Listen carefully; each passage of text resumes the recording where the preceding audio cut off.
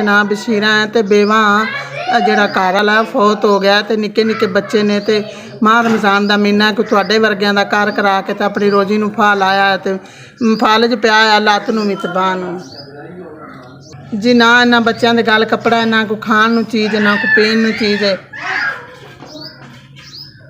शुकर दी मरीज हाँ किस्म करीदा सी, वो भी रोज़ां का महीना बंद हो गया।